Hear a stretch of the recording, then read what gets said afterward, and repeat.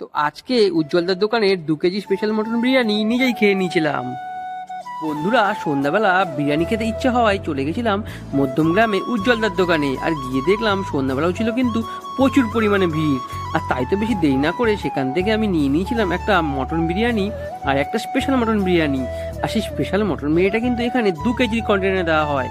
আর তারপর সেখান থেকে নিয়ে চলে এসেছিলাম বাড়িতে এসেই কিন্তু বসে পড়েছিলাম খেতে। আর প্রথমে কিন্তু উল্টে দিয়েছিলাম সেই স্পেশাল মটন বিরিয়ানিটা।